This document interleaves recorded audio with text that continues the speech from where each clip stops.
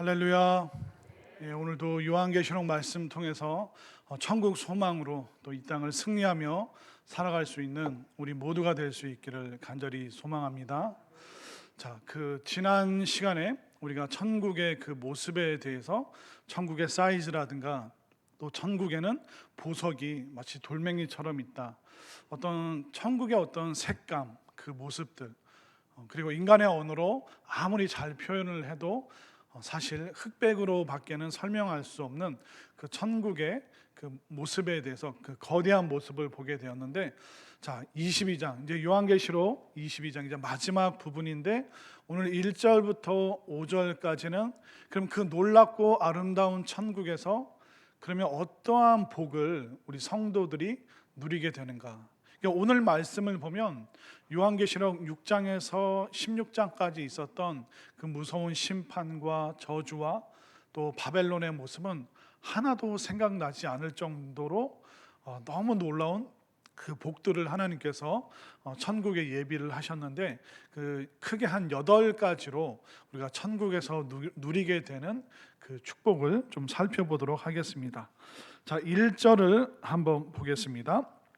1절 함께 읽습니다. 시작. 또 그가 수정같이 맑은 생명수의 강을 내게 보이니 하나님과 및 어린 양의 보좌로부터 나와서. 자, 그 천국의 사이즈와 규모와 색깔을 떠나서 그 천국에는 무엇이 있는가? 바로 생명수의 강이 있다라고 말하고 있습니다. 천국에 강이 필요한가? 근데 이 강의 모습을 한번 그 강이라는 이미지를 한번 생각해 보십시오. 우리 사람이 살아가는 데 있어서 물은 절대적으로 필요한 것입니다. 만약 여러분들이 사막에 여행을 갔는데 모래 폭풍이 불어서 여러분들 혼자 조난을 당했습니다. 그러면 그 다이아몬드가 중요할까요? 아니면 한 병의 물이 중요할까요? 다이아랑 물이랑 둘 다 중요합니다 라고 하신 분들은 좀 굉장히 똑똑하신 분들인데, 극단적으로 얘기해서 사막에서는 다이아몬드 그거 전혀 사용할 수가 없습니다. 근데 그 메마른 사막에서 물 한 병이 있으면 우리가 며칠이라도 우리가 살아남을 수가 있습니다. 이 물이라는 것은 인간의 어떤 삶에 있어서 뗄래야 뗄 수 없는 부분이죠. 우리 사람의 몇 프로가 물입니까? 인체가? 어떤 분들은 뭐 지방이 조금 더 많으시겠지만 사실 인간의 몸은 수분이 약 70%를 차지하고 있습니다. 오늘 여러분들 물 좀 드셨나요? 보통 뭐 많이 드시는 분들은 하루에 2리터 정도를 마시지만, 또 그렇게 물을 많이 안 드시는 분들도 잘 생각해 보면 한 1리터 안팎의 물은 우리가 다 매일, 그게 음료가 됐던 커피가 됐던 그냥 순수한 물이 됐던, 우리가 뭔가 계속 마시면서 그 물을 공급받으면서 살아가고 있습니다. 그렇기 때문에 이 물은 우리 인류 역사에 있어서 너무 중요한데, 그 인류의 그 문명이 어디서 발달했을까요? 바로 강이 있는 곳에서 발달을 했습니다. 자, 이집트 문명은 어떤 강에서 시작되었죠? 나일강에서 시작되었고, 중국 문명은 황하강에서 시작되었습니다. 인도 문명은 겐지스 강에서 시작되었고, 바벨론은 유프라테스 강에서 시작되었습니다. 이것을 4대 문명이라고 하는데, 그 인간의 삶의 그 역사의 시작에는 항상 강이 존재했습니다. 왜냐하면 강이 있어야지 그 물을 끌어다가 농사를 지을 수 있죠. 그리고 강이 있어야지 풀이 있고, 풀이 있어야 가축들을 키울 수가 있습니다. 그런데 농업과 축산업뿐만 아니라 공업지대도 어디를 끼고 있냐면 항상 강을 끼고 있습니다. 얼마 전에, 며칠 전에 한국타이어 불이 났죠. 근데 그 신탄진을 이렇게 둘러싸고 있는 강이 뭡니까? 하여튼 무슨, 그게 뭐죠? 갑천이라고 해야 되나요? 아닌데 무슨 강이겠죠. 아마 금강의 지류라든가, 제가 정확히는 모르겠는데 강을 끼고 있습니다. 그 우리나라의 대표적인 공업 도시인 뭐 포항, 울산, 뭐 창원, 그 남쪽에 있는 그 도시들은 낙동강과 형산강을 항상 끼고 그 강 옆에서 그 공업지대를 발전을 시켰습니다. 왜냐하면 그 뭐 쇠를 자를 때도요 물이 굉장히 많이 필요합니다. 그리고 물을 끓여서 뭔가 그 수증기를 통해서 뭔가 하기도 하고, 또 뜨거운 것을 차가운 냉각수로 식히는 것이 바로 공업인데, 그런 공업이 발달하기 위해서도 항상 강이 옆에 있어야 되는 것입니다. 이처럼 이 강이라는 것, 물은 우리 인류의 역사와 뗄래야 뗄 수가 없습니다. 그런데 이 아름다운 이 생명이 있는 그 강이 어디에 있습니까? 지금 천국에 그 생명수의 강이 쫙 흐르고 있다라고 말하고 있습니다. 그런데 오늘 이 본문에 나오는 이 생명수의 강이 어디에도 나오고 있냐면 바로 창세기 에덴 동산의 그 모습이 바로 강을 품고 있는 모습이었습니다. 결국 이 천국의 이 마지막 모습, 창세기 21장과 22장은 그 에덴의 모습이 어떻게 회복되어서 천국이 어떤 축복을 우리에게 내어주는가, 그것을 보여주고 있는데, 자 그러면 이 요한계시록과 동일한 그 강의 모습을 우리가 한번 살펴보겠습니다. 창세기 2장 10절 한번 띄워 주시겠습니까? 함께 읽습니다. 시작. 강이 에덴에서 흘러나와 동산을 적시고 거기서부터 갈라져 내 근원이 되었으니. 그러니까 에덴 동산에서 에덴에서 물이 흘러나오는데, 강이 나오는데 동산을 적시고, 그러니까 적셔지면 이게 점점 차오르겠죠.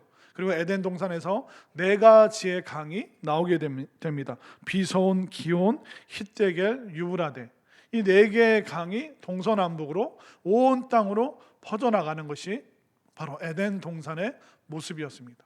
그러니까 에덴의 모습이 천국에 그대로 있고, 요한계시록은 우리가 잃어버렸던 그 에덴의 모습이 다시 회복되고 있음을, 그러니까 이 창세기와 이 요한계시록이 만나고 있는 이것을 우리가 지금 천국에서 경험하고 있는 것이죠. 그러면 이 생명수 강의 근원이 어디일까요? 한번 보겠습니다. 1절, 오늘 본문 1절 말씀 다시 한번 읽습니다. 시작. 또 그가 수정같이 맑은 생명수의 강을 내게 보이니 하나님과 및 어린 양의 보좌로부터 나와서. 이 생명수 강의 근원은 바로 하나님, 예수님의 그 보좌, 그분들의 그 존재로부터 이 강이 지금 흘러나오고 있음을 보여주고 있습니다. 에스겔 47장에서도요 성전 문지방에서부터 그 물이 흘러나와서 온 세계로 퍼지고 물고기들이 살아나고 또 모든 땅이 살아나는 그 모습을 에스겔 47장, 이 예언의 말씀을 통해서 에덴의 모습이 에스겔 47장, 또 47장의 모습이 요한계시록 22장에서 이렇게 만나고 있음을 우리에게 보여주고 있는 것입니다. 그렇기 때문에 생명의 근원이 누구신가? 바로 하나님과 예수님, 그분의 임재하심과 그 존재하심이, 우리 삼위일체 하나님이 바로 생명의 근원이시구나, 그것을 우리가 알 수가 있습니다. 이것을 예수님께서 직접적으로 뭐라고 표현하셨냐면 요한복음 4장 13절 14절 말씀. 자, 13절을 제가 14절을 여러분들이 읽겠습니다. 예수께서 대답하여 이르시되 이 물을 마시는 자마다 다시 목마르려니와 내가 주는 물을 마시는 자는 영원히 목마르지 아니하리니 내가 주는 물은 그 속에서 영생하도록 솟아나는 샘물이 되리라. 그러니까 이 생명수를 누가 주신다고 말하고 있죠? 예수님께서 우리에게 주신다. 예수님이 바로 생수의 근원이다라고 말씀하고 계십니다. 자, 그리고 그 다음 요한복음 7장 38절 39절. 자, 38절을 제가 39절을 여러분들이, 나를 믿는 자는 성경의 이름과 같이 그 배에서 생수의 강이 흘러나오리라 하시니, 이는 그를 믿는 자들이 받을 성령을 가리켜 말씀하신 것이라. 바로 하나님과 예수님의 그 보좌에서부터 생명수가 나오죠. 그럼 에덴 동산 또 어떻습니까? 하나님의 다스림이 있는 그곳에서 생명수가 나오고, 또 예수님께서 너희 배에서 삶의 근원에서부터 생수가 나올 텐데 바로 너희들이 받을 그 성령님께서 또 생명의 근원이시다. 그러니까 삼위일체 우리 하나님께서 생명의 근원이시라는 것을 예수님께서 복음서에서 직접적으로 말씀하셨습니다. 그런데 또 예수님께서 굉장히 재미있는 표현을 하셨는데, 흥미로운 표현이 마태복음 12장 43절에 나오는데, 생명수의 강, 물을 생각하면서 마태복음 12장 43절 읽습니다. 시작. 더러운 귀신이 사람에게서 나갔을 때 물 없는 곳으로 다니며 쉬기를 구하되 쉴 곳을 얻지 못하고. 귀신이 사람에게서 나왔는데 어디로 다니려고 했습니까? 물 없는 곳으로 다니며. 사탄은 건조한 것을 좋아하나? 습한 것을 싫어하나? 우리가 그렇게 생각할 수 있는데, 바로 예수님께서 말씀하신, 예수님이 생명수의 강, 생명의 근원이라고 말씀하셨습니다. 또 우리에게서 그 생명수가 성령님을 통해서 나온다고 말하고 계셨죠. 그러면 이 사탄이 물 없는 곳으로 다닌다는 건 뭡니까? 메마른 영혼, 그 마음에 생명이 없는, 생수가 흘러나오지 않는 그 사람들을 찾아서 계속 돌아다녔는데, 바로 예수님 주변에는 다 예수님을 모셔드리니까 다 생명수의 강이 있습니다. 예수님이 통치하고 계시니까 사탄이, 귀신이 범접할 수 없는 거예요. 그러니까 메마른 사람, 메마른 영혼, 메마른 땅을 찾아서 계속 돌아다니고 있는 이 모습을 예수님께서 그 귀신의 모습을 묘사하고 계시는 것입니다. 결국 우리가 깨달을 수 있는 게 뭡니까? 내가 삼위일체 하나님, 바로 우리 예수님의 그 생명수, 그게 없다면 내 삶을 귀신이 장악하고 지배할 수도 있겠구나.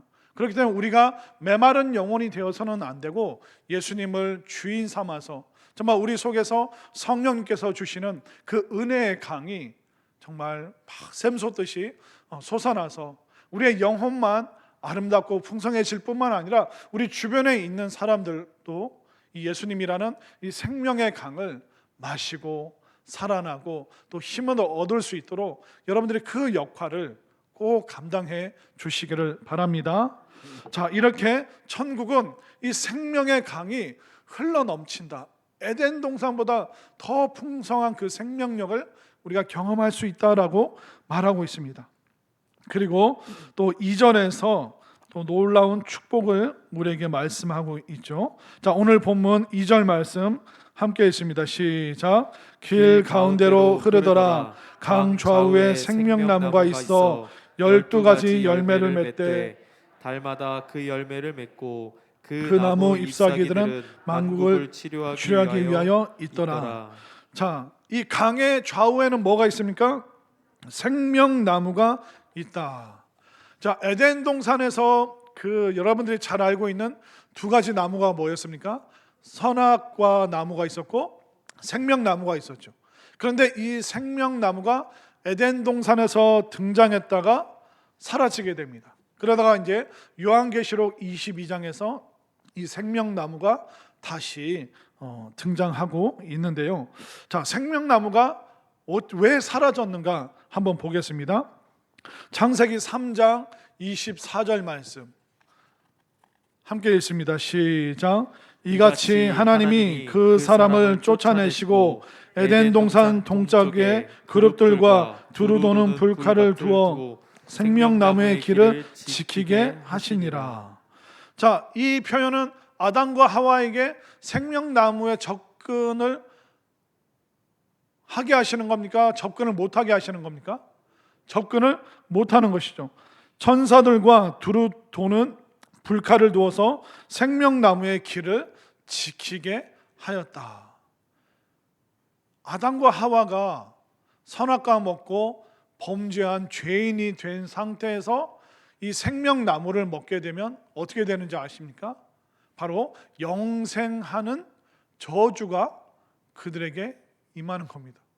여러분들, 오래 사는 거 장수 축복이라고 생각하죠. 그런데 우리가 죄인인 상태로 영생하는 게 그게 축복이라고 생각이 드십니까?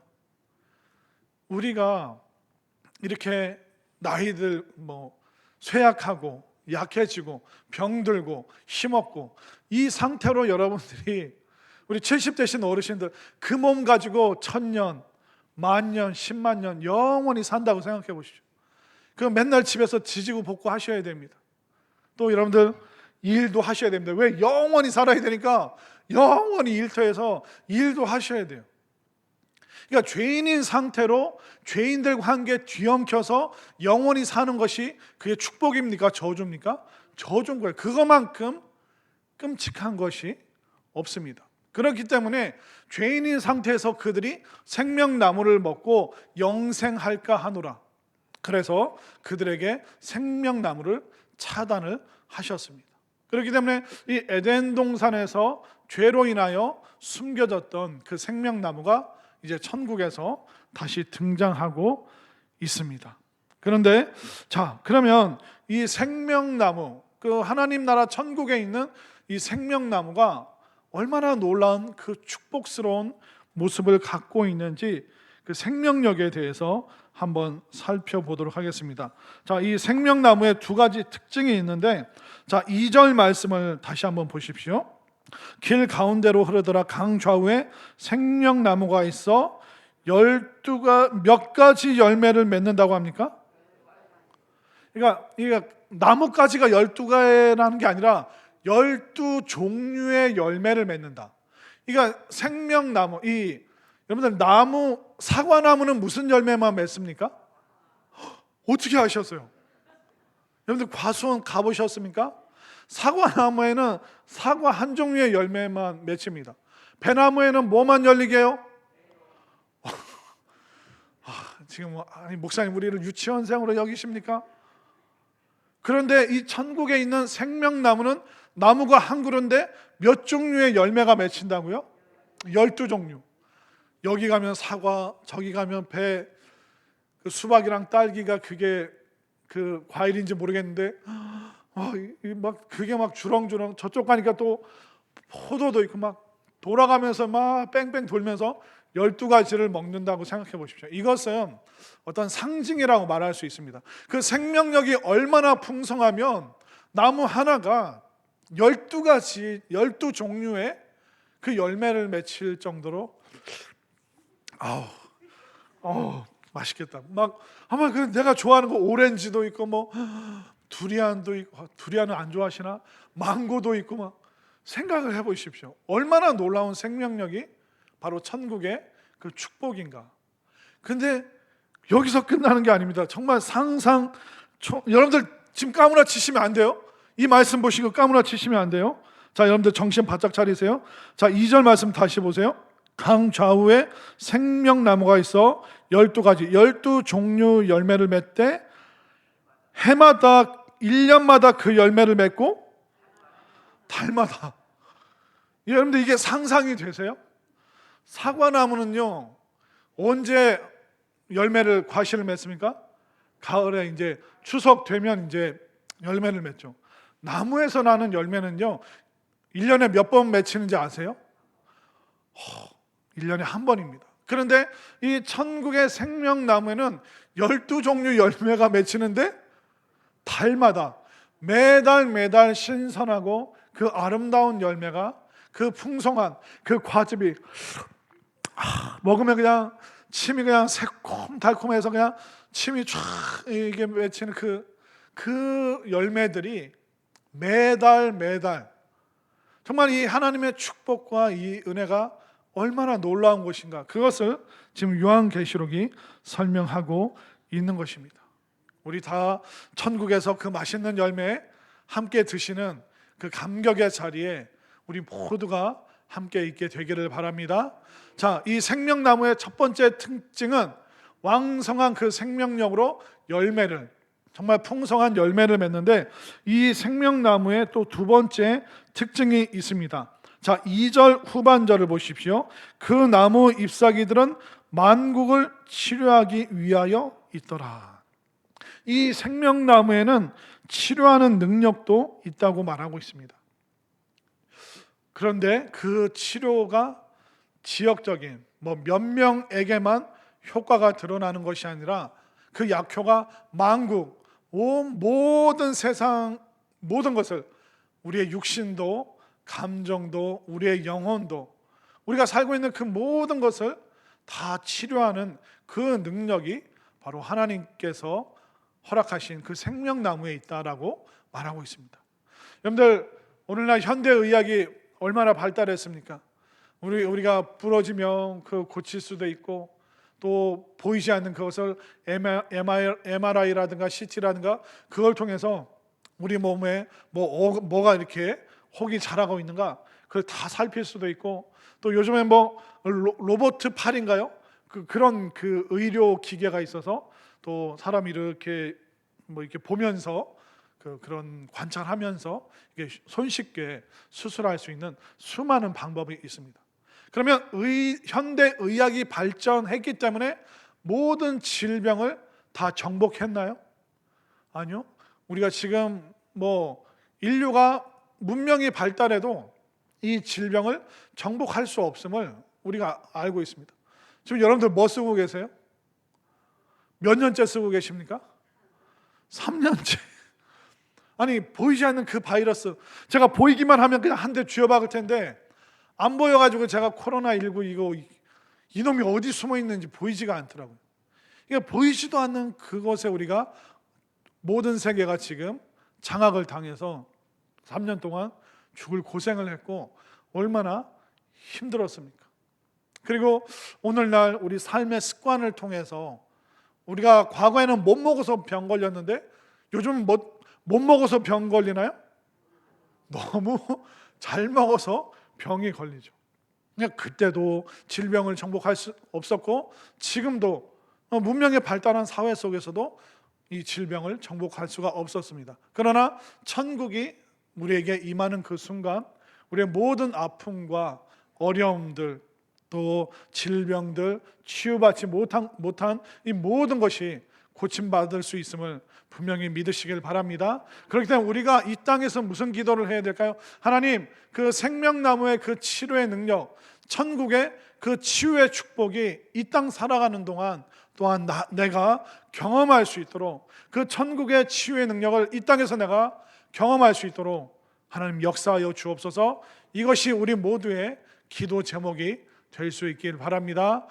그렇게 기도하는 분들에게 치료의 능력이, 또 치유의 축복이 임할 수 있게 되기를 간절히 소망합니다. 자, 그리고 세 번째, 우리가 천국에서 누릴 수 있는 어떤 복이 또 있을까요? 자, 3절 말씀, 다시 저주가 없으며. 자, 이 저주의 반대말은 축복입니다. 그래서 이것을 다시 번역한다면 이제 축복만 있으며, 그러니까 다시 저주가 없다는 것은 뭐냐면 이제부터는 축복만 존재하는 곳이 바로 천국이다라고 말하고 있습니다. 우리가 살아가는 이 세상은 지금 저주라고 표현했는데 결국 이것이 뭐냐면 이 땅 살아가는 동안 우리에게는 수많은 문제가 있습니다. 아픔이 있습니다. 결핍이 있습니다. 속상함이 있고 한숨 쉬고 한탄할 일들이 얼마나 많이 있습니까? 결국 사탄 마귀로 인해서 유혹받은 그 인간이 죄를 범하게 되고 그 죄로 인하여 우리 속에는 사망과 죽음이라는 저주가 왔습니다. 그렇기 때문에 이 사망과 죽음 아래에서 살아가는 우리는 너무나도 심각하고 또 무서운 일들을 우리가 경험할 수밖에 없는 것이죠. 그러나 이 천국은 어떤 곳입니까? 모든 바벨론과 악의 세력들을 다 진멸하고 모든 저주와 죽음 그리고 죄가 사라진 곳이기 때문에 다시는 저주가 없고 뭐만 있습니까? 바로 하나님의 축복만이, 그 생명나무, 생명수 강에 있는 그 생명나무로 인하여 우리가 놀라운 그 축복을 받게 되는데 더 이상 질병도 아픔도 슬픔도 한숨 쉴 일도 없는 이 축복만 넘치는 이 천국에서 우리가 다 눈뜨게 되는, 우리 다 만나게 되는 그 은혜가 넘칠 수 있게 되기를 바랍니다.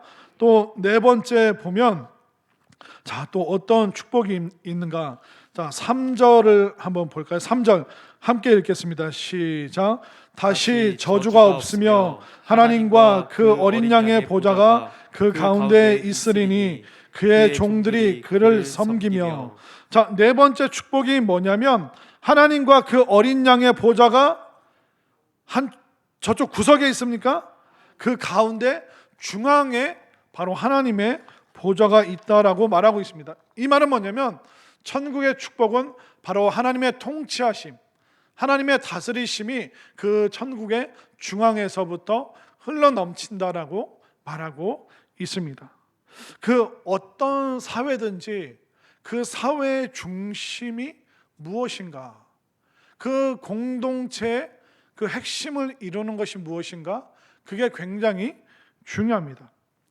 그 유럽 다녀오신 그 목사님의 얘기가 뭐냐면 유럽의 큰 도시를 갔는데 그 도시의 중앙에는 광장이 있대요. 사람들이 모일 수 있는 광장이 있는데 그 도시가 광장을 자세히 보니까 이쪽에는 교회가 있고 교회 반대편에는 시청이 있더라. 아, 이 유럽이 기독교 국가였구나.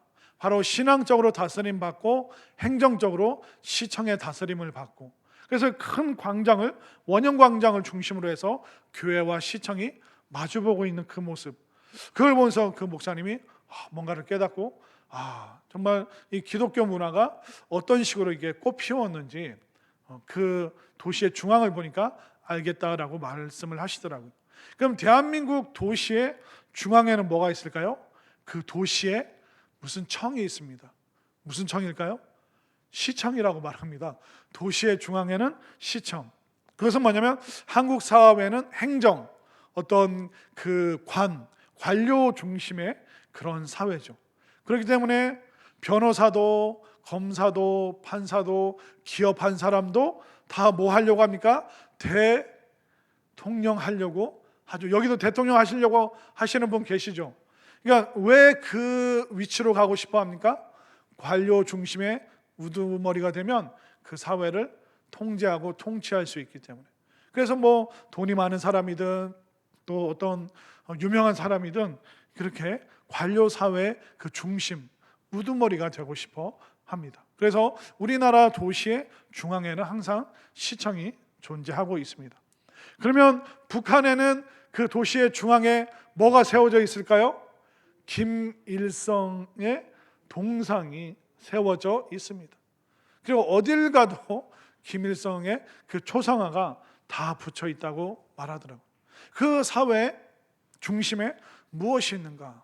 일본은 그 사회 중심에 신사, 온갖 잡기를 모아놓은 그 신사.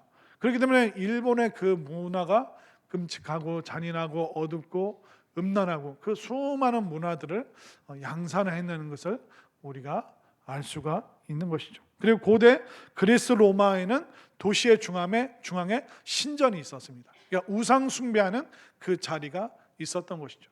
근데 천국의 그 가운데 그 중앙에는 바로 하나님과 어린 양의 보좌, 그 천국을 만물을 통치하시는 그 삼위일체 하나님의 그 능력이 바로 천국의 통치의 방법이고, 그 중심에서부터 바로 삼위일체 하나님의 은혜와 능력이 퍼져나온다는 것을 믿으시고 이 힘이 우리의 축복이 된다는 것을 여러분들 깨달으시기를 바랍니다. 자, 그리고 다섯 번째 축복은 뭐냐면 예배함이 있습니다. 자, 3절 그 끝에 보면 그의 종들이 그를 섬기며, 바로 하나님과 그 어린 양의 보좌를 향해서 예배하는, 이게 섬기다가 뭐냐면 worship, 예배하다라는 뜻입니다. 그러니까 하나님의 백성들, 하나님의 자녀들, 또 하나님의 통치를 받는 하나님의 종들이 하나님을 예배함, 그것이 바로 천국의 축복이라고 말하고 있습니다. 가끔 이렇게 안 믿는 분들은 그 천국을 뭐 극락, 천당이라고 말하죠. 천국을 그 게으름 피울 수 있고 일 안 하고 팡팡 쉬고 노는 곳이 천국이다 라고 이제 믿지 않는 분들은 그런 식으로 생각을 하고 있습니다. 좀 내가 빈둥빈둥거릴 수 있는 곳으로 생각을 하십니다. 또 어떤 분들은 천국은 거기 가면 맨날 예배드리고 찬양 부른다고 하는데 저한테 살짝 묻더라고요. 목사님 맨날 예배드리면 좀 지루하지 않을까요? 그런데 여러분들 한번 제가 설명을 드릴게요. 구약 성경의 성막에는 하나님의 임재하심, 바로 하나님께서 불기둥으로 구름기둥으로 그들과 동행하시는 영광의 모습이 그 성막에 있었습니다. 성전은 어떻습니까? 성전에서 그 아름다운 모습 속에서 하나님께서 말씀으로 통치하시는 곳이 바로 성전이었습니다. 모든 사람들의 그 죄가 사함받는 곳이었습니다. 또 우리가 교회에서 예배 드릴 뿐만 아니라 여러분들 부흥회, 또 아이들과 또 여러분들의 어린 시절, 청년 때, 학생 때 갔던 그 수련회, 그 마지막 날 그 집회 때를 막 생각해 보십시오. 그러면 은혜 받은 학생들이 전도사님, 목사님, 내일 집에 가기 싫어요. 맨날 찬양하고 예배 드리고 말씀 듣고 권사님들이 해주는 때로는 맛있었다가 맛없다 하는 그 카레를 먹으면서 그냥 이 아름다운 계곡에서 그냥 다 같이 여기서 그냥 살았으면 좋겠어요. 애들이, 청년들이 은혜 받잖아요. 그럼 막 같이 살고 싶어요. 세상으로 돌아가지 않고 이곳에 있었으면 좋겠다. 그걸 누가 말했냐면 배씨, 성경에 보면 배씨가 나오는데 이름이 뭘까요? 참 4-5명밖에 모르는데 성경 좀 읽으세요. 그 복음서에 보면 베드로가 그 얘기를 했습니다. 예수님께서 변화산에서 완전히 변모하신 후에 초가상간을 짓고 주님 여기서 살았으면 좋겠습니다. 그게 천국 모습을 잠시 동안 경험했던 베드로, 야고보, 요한 이들의 고백이었습니다. 우리가 이 땅 살아가면서 예배 중에 말씀으로 은혜 받고 눈물 나고 또 부흥회 때, 수련회 때 정말 치유와 또 놀라운 회복과 또 깨달음, 그 믿음의 역사, 마음이 막 뜨거워지는 그 경험을 할 때 우리가 얼마나 감격스럽게 살아갑니까? 그뿐만 아니라 여러분들 높은 산에 또 멋진 바다에 가서 야외에 가서 예배 드려보십시오. 높은 산에 올라가서 주 하나님 지으신 모든 세계, 그게 어떻습니까? 그 자연에서 하나님을 예배하면서 얼마나 기쁘고 좋은지 이게 막 찬양하고 있는데 어떤 집사님, 목사님 빨리 내려와서 산채 비빔밥 먹어요. 아니 지금 내가 이 목사가 은혜가 충만한데 밥 먹는데 그래서 또 배가 고프더라고요. 그래서 또 막 기쁜 마음으로 또 내려가서 믿음의 사람들과 산채 비빔밥도 먹고 도토리 묵도 먹고 이렇게 오늘 먹는 얘기를 많이 하냐 제가. 그럼 집에 가고 싶지 않은 거예요. 그냥 내일 또 산에 올라가서 예배 드리고 그것을 경험하고 맑은 공기를 마시고 또 믿음의 공동체와 함께 또 맛있는 또 산채 비빔밥도 우걱우걱 막 먹고 싶기도 하고. 그러니까 우리가 하나님을 진짜 경험하는 예배, 집회, 수련회, 부흥회, 그러면 우리가 그 자리를 벗어나기가 싫은 겁니다. 그런데 천국은 우리가 이 땅에서 드리는 그 예배, 그 감격의 100배, 1000배 그 이상, 그 감격과 그 감동. 여러분들 연예인들, 그 가수들이 콘서트 같은 거 하잖아요. 근데 제가 들으니까 밤새서 막 뛰고 막 물 뿌리고 막 소리 지르고 한다고 하더라고요. 그리고 그 콘서트 끝나면 서로 헤어지기 아쉬워서 그 가수가 잘 가라, 내년에 보자, 다음 계절에 만나요, 그러면 헤어지기 싫어서 세상 사람들이 느끼는 그 콘서트 이상의, 그러니까 우리가 상상을 초월하는 그 섬김과 그 예배의 장소, 그 은혜의 축복, 그것을 떠나고 싶지 않은 그 충만함이 바로 천국의 예배, 이것이 여러분들에게 또한 하나님께서 예비하신 축복이라는 것을 꼭 믿으시기를 바랍니다. 자, 그러면 6번째 천국의 축복이 뭐냐면, 우리가 하나님의 얼굴을 보게 됩니다. 자, 4절 말씀 함께 읽습니다. 시작. 그의 얼굴을 볼 터이요 그의 이름도 그들의 이마에 있으리라. 그의 얼굴, 어린 양 되신 예수 그리스도, 삼위일체 되시는 하나님, 예수님, 성령님의 얼굴을 보는 것이 천국의 6번째 축복입니다. 아담이 범죄한 후에요, 하나님으로부터 도망갑니다. 하나님의 낯을, 얼굴을 피해서 그가 동산에 숨어 있게 됩니다. 그러니까 죄인인 우리가 하나님을 직접 대면하면 죄인인 우리는 그 거룩 앞에서 소멸할 수밖에 없습니다. 아이고 이제 나 죽었다. 그 곡소리밖에, 악소리밖에 안 나오는 겁니다. 그렇기 때문에 우리가 죄된 상태로 하나님 앞에 가까이 나갈 수 없는 것입니다. 그런데 천국은 어떤 축복이 있다고요? 하나님의 얼굴을 친히, 그 얼굴을 직접 대면할 수 있다. 이게 얼마나 놀라운 영광이냐면, 자, 출애굽기 33장 22절 23절. 자, 22절 제가 23절 여러분들이 있습니다. 내 영광이 지나갈 때 내가 너를 반석 틈에 두고 내가 지나도록 내 손으로 너를 덮었다가 손을 거두리니 내가 내 등을 볼 것이요 얼굴은 보지 못하리라. 자, 이게 모세가 시내산 정상에서 하나님을 만난 그 체험입니다. 하나님께서 그 시내산 정상에 임재하시는데 모세를 바위 틈에 두시고 손으로 팍 덮어버리십니다. 혹여나 모세가 실수로 그 광채와 소리 앞에서 실수로 눈을 들고 하나님을 대면하게 되면 모세가 그 자리에서 죽게 되기 때문에, 그렇기 때문에 하나님께서 얼굴을 못 들도록, 눈을 못 뜨도록 손으로 팍 덮어버리십니다.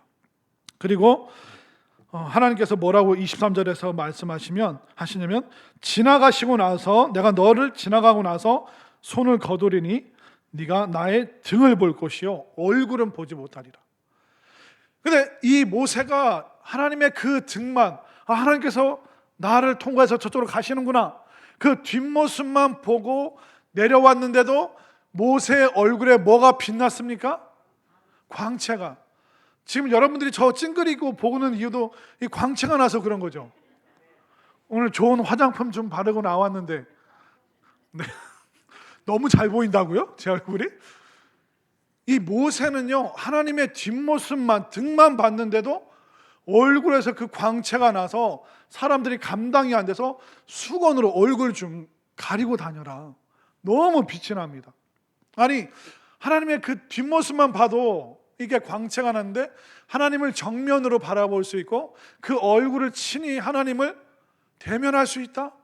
그러면 이 영광의 그 광채와 그 영광의 뒤덮음이, 우리 꼭 천국에서 다 같이 만났으면 좋겠습니다.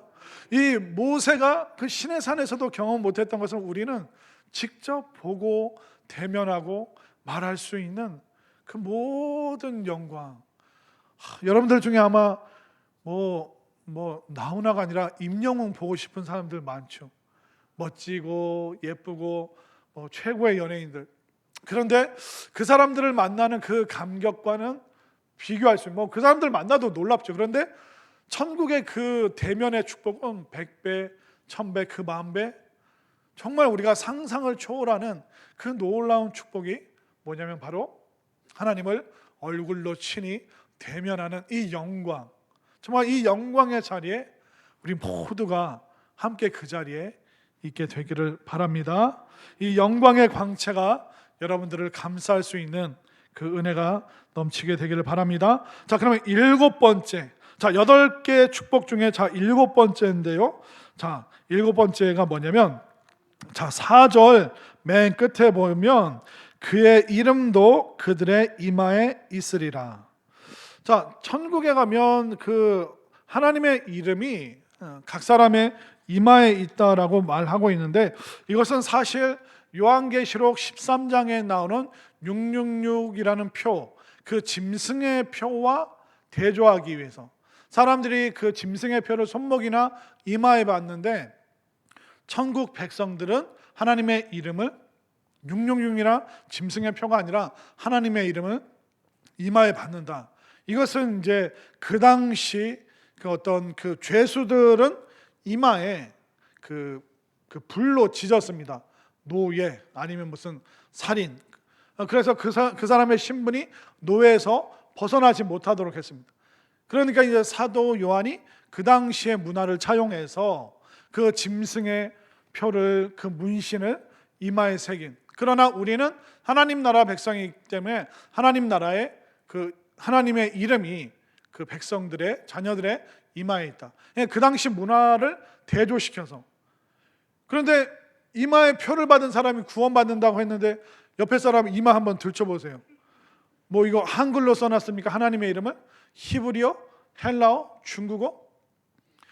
우리 애들 길거리 대흥동이나 둔산동 우리 애들이 돌아다니면 여러분들 알아봐요? 못 알아봐요? 아무개야, 갑돌아 갑순아 어디 가냐? 학원 빼먹고 지금 어디 가냐? 우리 애들이 돌아다녀 이마에 갑돌이 갑순이 안 써도 엄마 아빠는 부모는 압니다. 하나님 아버지께서 우리 이마에 뭐라고 안 써도 우리가 하나님의 자녀인 걸 다 아시는 것처럼 이 말은 뭐냐면 우리가 하나님의 소유, 우리는 하나님의 것이 되었다. 그것을 지금 말하고 있는 것입니다. 그렇기 때문에 우리가 어디에 소속되어 있는가, 우리의 소속이 불안한 것이 아니라 완전히 우리는 천국의 백성이 되었다. 어떤 신분 그리고 소속, 이걸 제가 어디서 많이 느꼈냐면 미국에서 많이 느꼈습니다. 미국 이민 가신 분들이나 아니면 교포를 또 친척으로 두신 분들은 뭐 유학이나 아니면 취업으로 갔다가 그 다음 단계에 이제 받아야 되는 게 뭐냐면 영주권이라는 게 있습니다. 뭐 결혼이나 또 아니면 가족 초청, 여러 가지로 이제 영주권을 받을 수 있어요. 그 영주권 다음에 뭘까요? 미국 시민권입니다. 그 영주권을 받은 상태에서는 그 외국에 출입할 수 있지만 6개월에 한 번은 미국 영토를 밟고 다시 나가야 됩니다. 근데 시민권자는 자유로워요. 외국에서 한참 살아도 상관이 없고 뭐 그런 자유함이 있기 때문에 또 쫓겨나지 않습니다. 영주권자도 좀 불안해요. 근데 제일 확실한 게 뭐냐면 미국 시민권자가 되었을 때 그 나라에 소속이 되면서 미국의 보호를 받게 됩니다. 그래서 여러분들 아실지 모르겠는데 1994년도인가 그때 우리나라 전쟁이 일어난다라는 그 소문이 나돈 적이 있었습니다. 그때 한국에 거주했던 미국 시민권자들에게 미국 대사관에서 연락이 와서 몇 월 며칠 언제까지 당신 그 오산에 있는 미군 비행장으로 오십시오. 그 피부는 동양인인데 또 피부는 뭐 다른 인종인데 그 시민권을 갖고 있기 때문에 그 나라에서 미국에서 자기 시민을 보호하기 위해서 이렇게 막 연락을 해서 따로, 그런데 그게 뭐 사실 전쟁이 나지 않았기 때문에 뭐 흐지부지 됐지만 그런 얘기를 미국에 계시는 분이 하시더라고요. 좀 깜짝 놀랐습니다. 야, 어디에 소속되어 있느냐, 이게 진짜 중요하구나. 우리는 지옥이 아니라 사망과 저주에 소속된 것이 아니라 천국, 그 생명, 은혜, 정말 그 축복 가운데 소속된 것이 바로 우리의 신분이라는 것을 여러분들 분명히 믿으시길 바랍니다. 이 신분을 얻게 되잖아요. 그럼 어디든 통과할 수 있습니다. 여러분들이 만약 청와대를 통과할 수 있는 신분이 있다면 남들과 다른 결론을 갖게 되는 것입니다. 그렇기 때문에 하나님께서 천국에서 우리에게 주시는 그 축복이 무엇이냐, 우리가 하나님의 소유가 된다는 것은 우리가 천국에 소속이 된다는 것이고 또 그 나라의 모든 것을 누릴 수 있는 천국 시민권을 소유한 것, 이 놀라운 신분의 변화의 이 축복을 여러분들이 이 땅에서도 경험할 수 있게 되기를 바랍니다.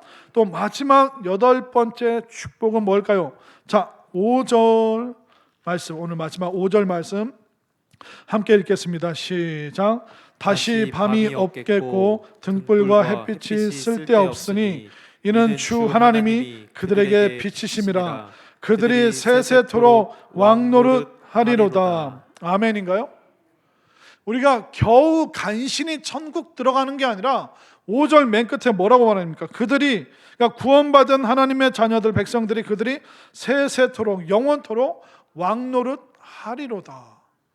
자, 우리가 천국에서 왕노릇 한다는 것이 무슨 의미가, 어떤 의미일까요? 그러니까 예수님처럼 우리가 통치하고 또 다스리는 권세가 우리에게 있구나. 그러니까 이 땅에서와는 다른 삶이라고 여러분들이 생각하시면 됩니다. 여러분들이 삶을 살면서 여러분들이 통제할 수 있는 영역이 어디까지입니까? 여러분들 자녀들 통제할 수 있습니까? 말로 청소시키고 방 치우게 하고, 여러분들 말로 애들 공부 1등 하게 만들 수 있습니까? 아이들이 사춘기 지나서 자아가 생기기 시작하면 부모의 통제권 안에 있습니까? 아니면 통제권을 벗어납니까? 벗어납니다. 그걸 빨리 인정하시는 게, 받아들이는 게 정신건강에 이롭습니다. 애들을 내 입맛대로 막 통제하겠다? 그러면 애들도 불행해지고 나도 고통스러워지고. 자, 그러면 그래도 내 배우자는 내가 통제할 수 있지 않을까? 그쪽 왜 그렇게 크게 웃으셨을까요? 자, 남편이 아내의 통제를 받습니까? 통제하다가 뭐가 일어납니까? 싸움이 일어나죠. 세계 3차 대전이 일어나잖아요. 당신은 나갔다 오면 소파에 눕지 말고 손발 좀 씻으라고 그랬잖아. 양말을 그 빨래통에 넣는 게 그렇게 힘이 듭니까? 내가 30년째 지금 웃는 사람들은 남편들이 회개하시길 바랍니다. 그게 고쳐지실지는 모르겠지만, 아내분들이요, 남편들이 통제가 됩니까? 통제가 되면 그 철들었다는 거예요. 근데 사람은요, 죽기 전에 철드는 거예요. 그러니까 남편이 지금 통제가 되고 있다면 걱정하셔야 돼요. 아이고, 이 사람 이제 얼마 안 남았구나. 곧 가겠구나. 그래서 남자는 철 안 드는 존재인 줄 믿으시길 바랍니다. 이거 지금 누가 아멘 했어요? 아멘. 맞아. 죽어도 내 말 안 들으면 막 통제를 안 받아. 그러니까 이 땅에서 우리가 통제할 수, 내 부모님, 일가 친척들, 내 옆집에 사는 사람, 윗집에서 쿵쾅쿵쾅 거리는 사람, 내가 막 뭐라고 그런다고 해서 쿵쾅쿵쾅 뛰는 그 어르신, 그 애들 통제가 됩니까? 안 됩니다. 직장에서 괴롭히는 상사, 말 안 듣는 부하 직원 통제가 됩니까? 이 땅에서 여러분들이 통제할 수 있는 영역은 거의 없다. 여러분들 자신의 그 식욕을 통제하실 수 있으세요? 저는 지금 수십 년째 병원 의사 선생과 상담을 하는데 이 식욕이 통제가 안 되고 있습니다. 의사 선생님, 왜 이럴까요? 저는 먹고 돌아서면 배가 고픕니다. 저에게 무슨 병이 있는 겁니까? 그럼 학계에 보고를 해야겠다고. 그 나이 되고서도 밥 먹고 돌아서면 배고프다니, 진짜 이건 신기한 일입니다. 우리는 식욕도 통제가 안 되고요, 운동해야 되는지 다 아시죠? 근데 운동합니까? 요즘 봄에 이렇게 날씨도 좋고 수요 예배 끝나고 나면 양지공원이 여러분들을 멍멍거리면서 기다리고 있는데 운동하십니까? 이거조차도 사실 통제가 안 됩니다. 근데 그렇게 한숨 너무 크게. 양지공원에서 열심히 운동하시는 분들 보통 평균 연령이 몇 살입니까? 70대예요. 막 죽어라 운동하시는. 젊은 사람들은 쌩쌩하니까 그냥 운동 안 하잖아요. 근데 죽으나 사나, 비가 오나 눈이 오나 그것도 막 스마트폰 막 시끄럽게 트로트 막 틀고 막 운동하시더라고요. 옆에 사람은 신경 안 쓰고. 전 무슨 얘기 하려고. 이 땅에서 우리가 통제할 수 있는 것은 거의 없습니다. 나도 내 식욕도 운동해야 되는 걸 알면서도 내 육신도 통제가 안 되잖아요. 그러나 하나님 나라에서 세세토록 왕노릇한다. 이것이 무엇입니까? 내가 왕처럼 다스린다. 그러니까 그 왕의 품위와 왕의 그 권세, 정말 우리가 상상만 해봤던 그 안정감, 왕이 얼마나 그 안전한 존재입니까? 두려워할 게 뭐가 있습니까? 그렇기 때문에 우리가 천국에서는 더 이상 걱정할 것도 없고, 뭘 먹어야 되나, 누가 나를 지켜주나, 누가 나를 보장해주나. 왕은 이미 그 존재 자체로서 아무 근심 걱정이 없습니다. 뭐만 하면 됩니까? 누리기만 하면 되는 거예요. 그리고 모든 것을 다 통제하고 다스릴 수 있습니다. 그런데 이것을 누구에게 주신다고요? 바로 하나님의 백성, 하나님의 자녀된 우리 교회 공동체, 과거부터 미래까지 있을 모든 역사 속에 존재할 그 믿음의 성도들에게 하나님께서 이 왕노릇하게 됨을 축복으로, 이 천국의 8번째 축복으로 주심을 믿으시기를 바랍니다. 우리가 5절 말씀 한 번만 더 읽고 우리 함께 기도하도록 하겠습니다. 5절 다 함께 시작. 다시 밤이 없겠고 등불과 햇빛이 쓸데없으니 이는 주 하나님이 그들에게 빛이심이라. 그들이 세세토록 왕노릇 하리로다. 아멘.